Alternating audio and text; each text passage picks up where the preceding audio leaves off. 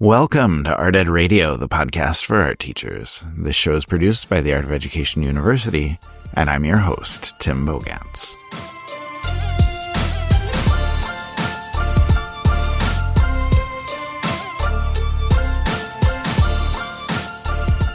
All right, for this month's mailbag, Amanda and I are together in person because we have a Now conference going on tomorrow. Well, starting tonight. Main event tomorrow. Amanda, how are you? Good. I'm good. No, I'm really excited. There's a lot of things to do as always, but I'm feeling very good about where we're at. I'm feeling very excited about my rainbow track jacket, your rainbow track jacket, some medals we're going to be giving away. The energy is good. Yeah, there's a lot of good stuff going on. We will need to talk about the track jackets in just a moment. Okay. I have a DM specifically about that reel. We'll chat about that in a bit. But yeah, there's a lot going on behind the scenes, as you all can probably imagine. Putting on a Now conference is a lot of work, and we love all the work. And so it's just this mix of energy and stress right now that is pretty good. But I would say the overall feeling is of excitement and anticipation. And we know that we're going to have a great time at the kickoff, at the main event, and it's going to be a really, really good conference. So I don't think we have much as far as story time, but should we chat about our difficulty finding breakfast? We're a little bit mad at Milwaukee. We're a little bit mad because, well, let's back it up a day when we arrived. So that was yesterday, and we were so excited we were going to go to the art museum. Yes, I have not been to Milwaukee. I am in love with the Milwaukee Art Museum without ever having been there, just because it's so beautiful. And I was so ready to go. I told Amanda, this is my main priority when we get to Milwaukee. I want to go to the art museum. Yeah, so I picked you up from the airport, and then we put Milwaukee Art Museum into my GPS, and then it said, the Milwaukee Art Museum is closed today on Tuesday. And I feel like that's wrong. I feel like museums are closed on Monday. Museums are closed on Monday. We know museums. Whatever. We're going to try to go. It's open late tomorrow, so after the conference. We're going to try to go. Fingers crossed. But then we tried to go to breakfast. We looked up a restaurant. It said, this restaurant exists. This is the address. And then we walked there. It was like 90 degrees. And then that also was closed. So, we're 0 for 2, but it's okay. We found a different restaurant. We'll get there. And, don't let my complaining make you think that we dislike Milwaukee. It is a lovely city. We actually had dinner with a bunch of art teachers from Milwaukee last night. That was wonderful. We got to meet so many new friends. They're fantastic teachers. So many great conversations. So we appreciate that. Thank you all for coming out. Who did. And thanks to Art Bar and Wonderland in Milwaukee. We recommend. The vibes are immaculate. Absolutely. It's a great place. So anyway, we are having a good time in Milwaukee. We're excited to put the conference on. Just if they could open up their art museum and their breakfast places when I need them, I would love it even more. All right. A couple quick questions without the official opening of the mailbag. I have gotten a bunch of messages, the garden talk. People are feeling all sorts of ways about the garden. We have a lot of votes for more garden updates in the mailbag, and just one vote in particular for, and I quote, if you talk about your gardens again, I might have to throw my phone out the window. So, Amanda, thoughts on how you'd like to respond to that? Well, you're in control of your own destiny. It's 2024. I just think you need to fast forward. If you can just fast forward and you can pretend we didn't do it, control what's in your circle of control. But in the same breath, my garden update is a real mixed bag. Okay, it's going to be short. Pause. Okay. We're going to talk for 90 seconds about our gardens. Okay. So you can hit your, 30-second fast forward button 3 times. Yeah. Or mine's 15, so 6 times. Okay. There you go. Yeah. Again, control what you can control. We'll see what we want to do. Okay. So 90 seconds on gardens starting now. Okay, well, who's going first? You go ahead. You already said it's a mixed bag. Okay, well, it's a mixed bag because, well, I'm doing a timer on my computer. Okay, it's a mixed bag because some of it's going really well. The hydrangeas, beautiful. To be clear, I've done nothing. I don't water it. I just let the garden do what it will. So the hydrangeas are like, they're like tie-dye. So it has to do with the pH of the soil. So I'm not even sure how that's happening, but like some of them are pink and some of them are blue and some of them are purple. Very and it's nice. very great. Okay. The herbs are getting wild. Like I don't know what's happening. All of their leaves are getting really skinny. And I'm like, is that because they're malnourished or because they're trying to reach the sun? We did get our first 2 peppers and that was very exciting. Okay, you have 53 seconds. Go. Okay. My peppers, while you talk about your peppers, my peppers are not going so well. We've gotten 2 good ones, just, green bell peppers. Gross. They're delicious. Thank you so much.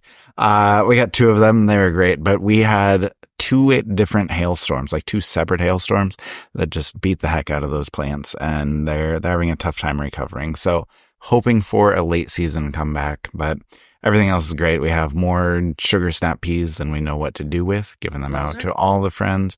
Yeah. Corn's looking great. Carrots are looking great. And of course, my pollinator garden is just rocking it. What's your best native plant?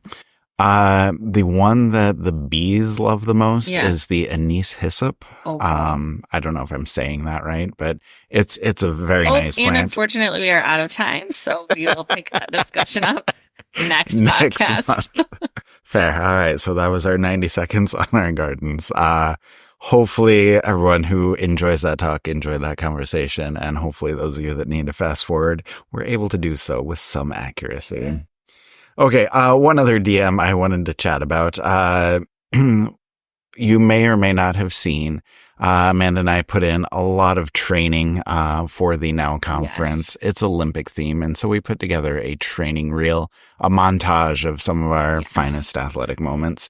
The DM I received said, "This reel was the funniest thing I've seen in a while. You should talk about it on your next podcast with Amanda." So, Amanda, would you like to tell the story of the reel and how that came about? And for those of you that haven't seen it, I will put a link in the show notes. You can see it on YouTube. Yeah, first of all, thank you so much. I don't know. There's not really a story except that I found a rainbow track jacket on Poshmark and kind of the rest is history. I felt like Tim and I are both pretty athletic. I mean, aside from skiing, which if you have been here a while, you already know, but there's no skiing in these Olympics. I don't think there's water skiing.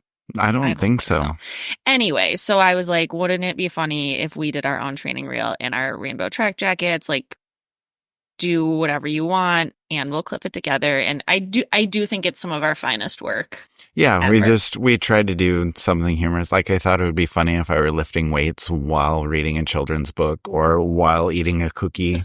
The cookie really got people. Yeah, that was a fun one. And then I, did a little yoga in the backyard, a little bit of badminton, and then I went up to the track at my wife's school and did a little speed walking, a long jump. But I will just say, I'm in my mid 40s now, and that athletic work is tough. Like I was real sore for a couple of days. I quite literally threw my back out and had to go to the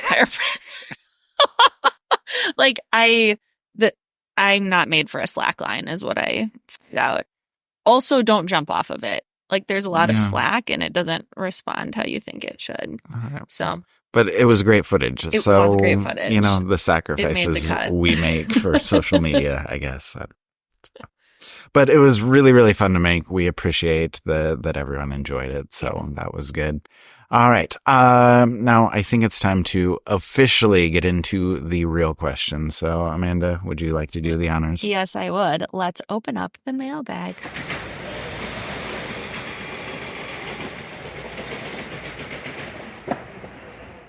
All right, our first question is from Casey Ann in Connecticut. It says, "Hi there, my name is Casey Ann, and I will be starting my first year art teaching this September in Connecticut, as well as simultaneously getting my master's in art education. I have no prior experience, and my bachelor's is only in fine arts. I've met some of my future colleagues, and some have warned me how disrespectful the kids can be, and the previous sub-art teacher said the same thing about the staff. This school hasn't had an actual art teacher in almost a decade with a very limited budget, so I'm also starting from scratch. I was hoping you have some advice for a first-year elementary art teacher with little experience. I do plan on using AOEU's Flux, Scope, and Sequence to get me on my feet, as well as how to manage and gain respect from not only the unruly kids, but also from my new colleagues who seem to think I may fail. Thank you so much. I absolutely love your podcast.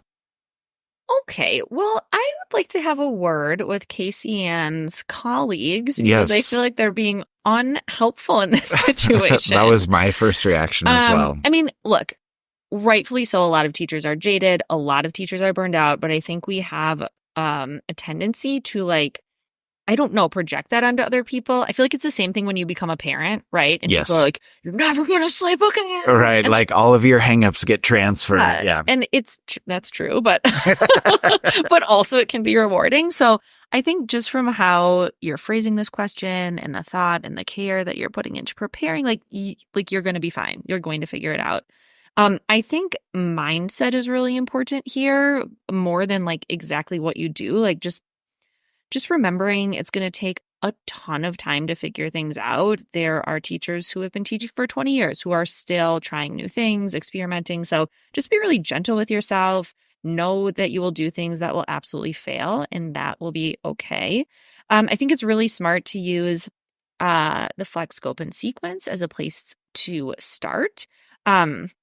I would sort of layer onto that, asking the kids what they want to get out of art class, what they're excited about, and trying to incorporate their interest into your projects, and letting them have a little bit of choice when you are able to, whether that's do you want to use crayons or colored pencils, or, should we do this project or this project first? Let's take a vote. Can I interrupt you with one thing there? Yes. This popped into my mind as you're talking, asking them what they're excited about. If they haven't had a real art teacher in 10 years, they're going to be excited about everything. Everything you introduce is going to be amazing for them. So you probably can't go wrong on whatever you choose to teach. But, yeah. No, that's a really good point.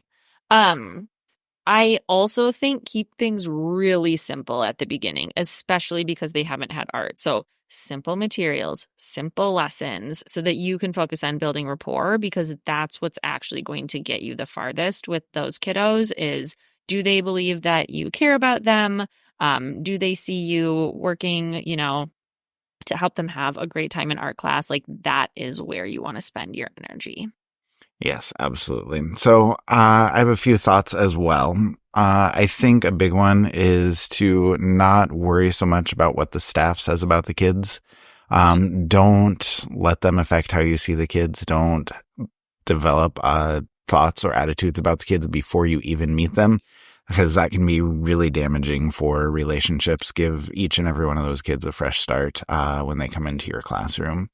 And like Amanda said, I think it's big to build rapport with kids and just kind of let them know that this is a place that they can be comfortable. This is some place that they can enjoy what they're doing. And I think that will go a long ways toward curbing a lot of misbehavior. Nothing we say is going to be a cure-all. You're going to deal with issues and you'll learn from those issues. But just some of this advice should help. I think classroom management is going to be key for you. And, we can't solve all of those problems, like I said, right away. But I would say keep your rules simple, keep them easy to understand. A lot of teachers just like the 3 rules of be responsible, be respectful, and be safe. And then everything else can flow from those 3 sort of overarching ones. They're easy to remember for kids. They're easy for you to talk about when you're addressing misbehavior, but anything along those lines that are simple and easy to understand will be really good. And then routines and procedures are really important. Come up with routines for everything, for lining up when you come into class, for lining up when you leave class, for getting supplies, for washing brushes, just everything you can think of. Make sure you have a routine And make sure you pre-teach that before you have kids go pick up the markers. Show them, this is how we're going to pick up markers. Here's where you're going. Here's how you do it. Here's what you do when you have it. And just show them like what needs to be done. And that'll help a lot. If they don't get it, then reteach it and reteach it again. And I talk about this a lot.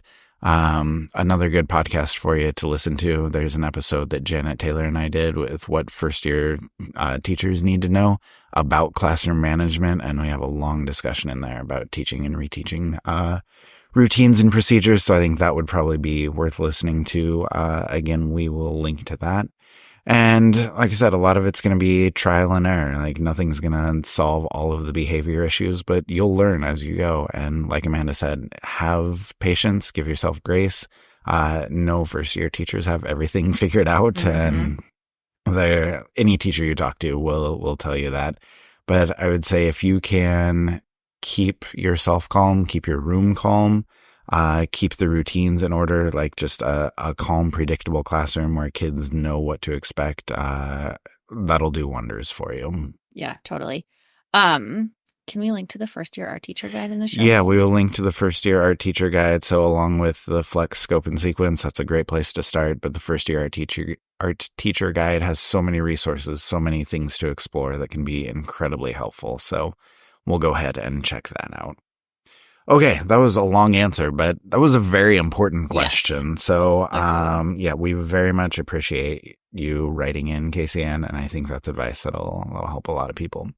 Okay, next question is from Brianne in Montana, and she says, I just got my new schedule and I hate it already, LOL. So, I never see any class for more than 30 minutes. I have some ideas on how to do things with 30 minutes, but would appreciate any ideas or advice you have. Also, if you have advice on why I should enjoy the shorter time or how I can appreciate my schedule, I'd love to hear it. This is a great question. And I love that she's asking for advice and also like mindset shift. Like, yes, I just love our listeners. Okay. So I think that I would build a system. So I'm going to go out on a limb and assume this is like elementary, maybe middle school, but I think regardless, I would always make sure that day one of the project, like you are not doing any real art making. So you're like introducing the project and then doing either brainstorming or collaborative discussion or learning about what you're going to be doing, demonstrating, whatever, kind of getting all of that prep work done ahead of time. Now, depending on the age of the kids, they may forget literally everything you said by the next time, but let's hope they don't. And so they have at least a foundation. And so you can just do a quick intro and then get into work time. Something that I found really helpful for my classes was to take pictures of each step and project them on the board, sort of like in a grid. So I would kind of break everything down into 4 distinct steps, super simple text, a picture of what to do. And so that way, if you sort of like pre-teach an intro day one, you show them those pictures, you show them the same ones on day 2, hopefully they can just jump into work time and you can get a good chunk of work because 30 minutes is really tight, especially when you factor in cleanup. So then I would do, day 2, day 3, day 4, however long your project lasts, right? A couple days of just straight up work time. And then I would always build in a day at the end for catch up for anybody who was maybe missing or, just a slower worker, and then review an extension. And so I think if you kind of like follow a similar formula for each lesson where you have some introductory work and then some review work, kind of like bookending your work days, I think that could work pretty well. Like logistically, I would also use the same materials across grade levels. So you're prepping just one type of media at a time. Yeah. So everybody, like this is oil pastel time, or, this is clay week or whatever it is. Because with those short preps, or short class periods, like if you're prepping a ton, that's going to really burn you out really quickly. Okay. Ideas to enjoy this schedule. If a kid is annoying, look, like they're going to be gone before you know it. They're in and out, right? I also think this is probably going to make your work days really fly by. I always found that when I had a shortened schedule, it was like I just flew through the day. And it might also provide an opportunity for you to test some things out. So, you could take one 30-minute section, if you want to try something with a class, and if it goes off the rails, like it's going to be over soon enough anyway. So whether that's a new material you want to try out or a new way to present a lesson, like it might provide some time for experimentation. I don't know. What do you think, Tim? No, I like that. I think that's a good way to look at it. I'll talk about this in just a second. I had struggles coming up with why you should enjoy this schedule, but I think that those are all really good ideas. But overall, I would just say that preparation and organization are going to be key to make sure that things are running smoothly. I would hope if all of your classes have been shortened, you have more prep time. And so you can put a little bit more effort into planning, into getting materials ready, getting things organized, everything like that. But yeah, I would say just think about streamlining everything that you're doing. Try and make it a little bit shorter. Like, I am notorious for talking too much and like over explaining things in my classroom. And it might be helpful for me to be forced into a shorter time, just so we can get that most important information out there, which I think is going to be pretty important. Hey, have your supplies out and ready to go. If it's oil pastel week, if it's drawing week, whatever, just have all that stuff out, ready to go, easy for kids to pick up so you can move through it. And then same thing with getting class started as soon as possible. Figure out, some kind of a routine to get started, get kids' attention and get them going. If it's elementary, I know a lot of people love to do call and response. And if you have the same call and response every time kids come in, then that's their cue to know, like, it's time to work, it's time to get started, it's time to listen. Anything like that can be incredibly helpful. Okay, so the benefits. My first thought was just like, you have to spend a lot less time worrying about what your early finishers are doing because, there won't be any. There are not going to be any, or if they are, they don't have that much time to fill. But then I thought about it a little bit more, and I think the biggest benefit from this is it's probably going to make you a better teacher. Like, it'll force you to be a little bit more efficient with your instruction, with your management, with your organization, and you're going to get better at all of those things just because you're going to be forced to. I think that'll make everything that you do as far as organization and planning, it'll all run more efficiently. And then one last thing before we move on to the next question. 2 decent resources that we have. One is about 30-minute classes. It's an article with like 4 ideas on how to run them a little more smoothly. And then we have a really old podcast from Cassie Stevens talking about her schedule with 30-minute classes, because she's been doing that for years. And she walks you through everything she does in a 30-minute class. So Brianne or anybody else who is in this situation, I think a listen to that podcast can really give you some good ideas on how to put things together. So, okay, Amanda, we've talked for a really long time on just 2 questions. Yes. Do we have some quick hitters from Instagram? We do. Okay, so I put up a question box that said, pretend you have a magic wand. What art teacher problem would you make disappear?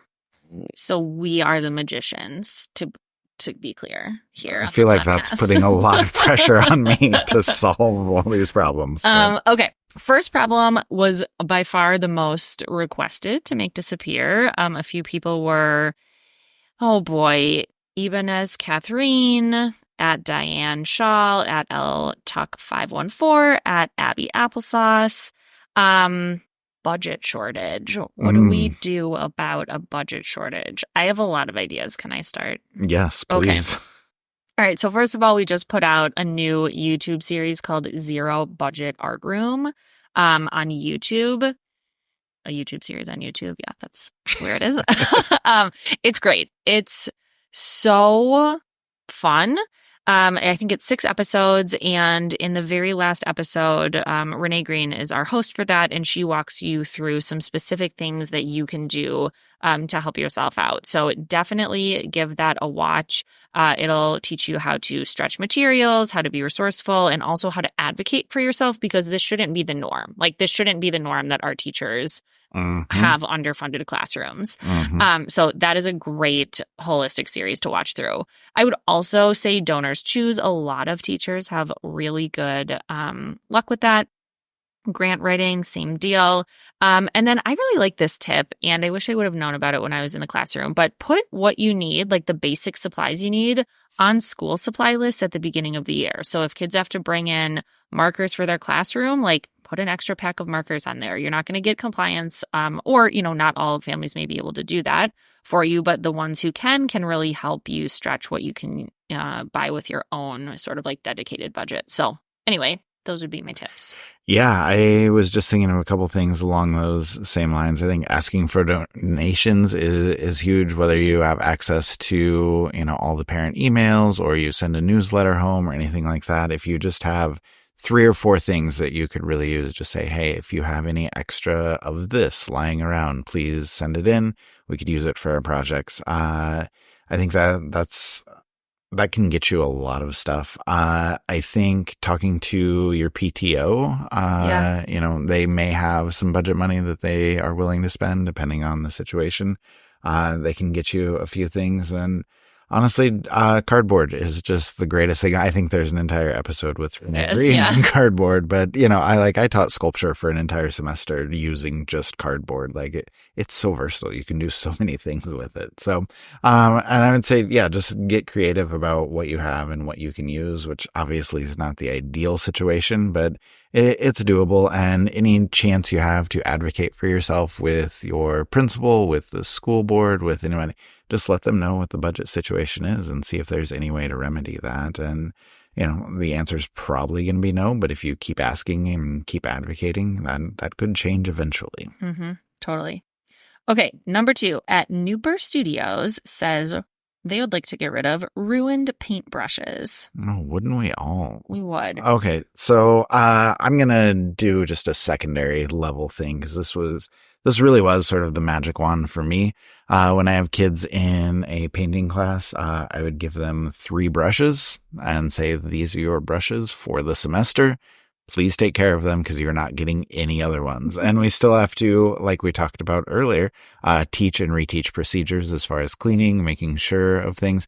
But, if they only have those 3 and they know that's all they get to use, then they do take better care of them. And honestly, I see kids like policing each other, like, hey, you can't leave that in the sink. That's your only brush, And so they kind of help each other out. And I think that's big. So if you have the budget where you can just check out brushes for the semester, expect them back at the end, then that can go a long ways toward you not dealing with those ruined paintbrushes and also not having them be completely ruined. Yeah. At the elementary level, I have 3 kind of tips or 3 thoughts here. One is sometimes I would literally just wash them myself. Like if I knew a class wasn't going to do a good job or didn't have time to thoroughly go through that process, I would just have them as part of their cleanup process, put their brush upside down in a big bucket of warm water, and I would take literally 3 minutes to wash them off after they left the room because they're soaking for a few minutes. That makes it really easy. I also think if you can spend more money up front on better supplies or get a few, 1 pack of new brushes every few years even, I always looked for synthetic bristles and plastic handles, because those just tended to hold up better for me versus wooden handles, which are swelling and cracking and kind of a mess. And then I also had an anchor chart by the sink, and we would, again, going back to those routines and procedures, just practice, and have a visual there so that the kids know what to do. Actually, I do have a 4th idea that just came to me. Yeah. Occasionally, I would also just assign 3 kids to wash the brushes, right? 3, you know who you trust to wash your brushes, those kids. And they also, it's win-win. They think it's a high honor. And so sometimes I would go that route depending on the day as well. Yeah, I like all those. All right. Okay, so this next one is either from @SnarkyScar or @Snarky's car. Okay. We don't know. I don't even want to make a guess. I kind of want them to write back in and tell us which it is. Do we pronounce it? Okay. Please make phones and bathroom pass problems disappear. Ooh, that's a big one. I would say unless you have administrative support for phones, you're gonna need a magic wand. That's gonna be tough. That's not a battle that most teachers want to fight. What I would say is just come up with some rules that are effective in your classroom so the phones don't drive you completely crazy. Something like, hey, no earbuds in while I'm presenting, phones face down while teacher's talking, whatever. If you're going to listen to music, have your playlist already queued up. Like you can't sit there and scroll and look things up. Yeah, you can't make a playlist on class time. Just things like that can sort of minimize, their use and not be too distracting. You just need to find that happy medium. Bathroom passes, my rule is always if you're taking advantage of that, like you lose the privilege. And I always like to say, nobody leaves the first 10 minutes or the last 10 minutes of class because you need to be there for instruction. You need to be there for cleanup. And then just kind of trust them in between there. But like I said, if somebody's abusing that privilege, then, I don't let them go anymore. And, that can run into other issues. And I feel like that's a whole other conversation. But I think as a teacher, you can use your judgment to figure out the best way to handle that. Yeah. For bathroom passes, I had 2 magnetic passes on the board, and the kids knew they had to ask, of course, and then they could go and get it, and then they would just put it at their seat. Mm-hmm. So that was really nice too, because I could see if somebody was out and who was out, just at a glance. But again, I don't know. I didn't have super bad bathroom problems when I was teaching, but that method seemed to work pretty well. Yeah, I like it. All right, last one. At SL Helpern 1991 says lack of prep time between classes. We've all been there, or many of us have been there. Well, congratulations. You now have an early morning prep or an after school prep. I mean, I think here really the key is batching, right? You have to think in batches. You can no longer think you can't think, what do I need for the next class? You have to think about, what do I need for the entire morning or the entire afternoon? I think similar to the advice we gave Casey Ann, streamlining as much as possible, using similar supplies with back-to-back classes is really good. And then my main tip for this situation is just clean up earlier than you think you need to. Every single class, start 5 minutes before you think you have to, because if you get done with extra time, and honestly, hopefully you do, then you have a rotation of things that you can do, like a short review, a fun trivia game, a short read aloud, something that will engage the class, but where they're sort of sitting and ready to go when their teacher gets there or when the dismissal bell rings, whatever level you're teaching. And I found that to be a pretty effective way to handle that situation. But it stinks. I mean, there's no sugarcoating it. It's not ideal, but I think there's some things you can do to streamline and make that easier for yourself. Yeah, for sure. I was just going to say batching as well. I'm just thinking ahead for what do I need for these 4 classes in a row? And I agree with all of your advice, man. The one thing I would add is to have kids help you if you can. If you have early finishers or if you want to make this part of cleanup, just ask those kids hey, we're done with oil pastels. Can you put them away in that cabinet? And can you get out, the colored pencils for the next class that's coming in? And if you have kids that you trust and that can help you with that, that can be a big boost for you, a big help as you're trying to get through so much time without any time for organization or prep. So, all right. Anything else that we need to cover? I don't think so. All right. Well, thank you to Amanda for coming on. We are going to go get ready for our super exciting conference kickoff tonight and the main event at the Now Conference tomorrow. So we hope by the time you listen to this, you will have attended the conference, seen all of that exciting stuff that's going on. But if you want to continue any of this learning or dive a little bit deeper, we have so many links for you in the show notes, from all sorts of ideas on the first year teacher classroom management podcast to the guides for 30-minute classes, the podcast for 30-minute classes, and of course the Olympic training reel that you need to see on YouTube, the Zero Budget Art Room, everything that we talked about today. We'll link to as much stuff as we can. You can continue to explore, you can continue to learn, and hopefully you can have a little bit smoother start to the upcoming school year.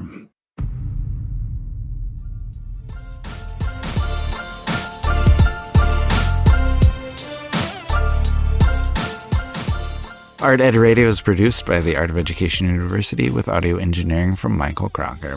Thank you, as always, for writing in with your questions, both at the podcast at theartofeducation.edu email address, as well as Instagram. We love hearing from you on all of those.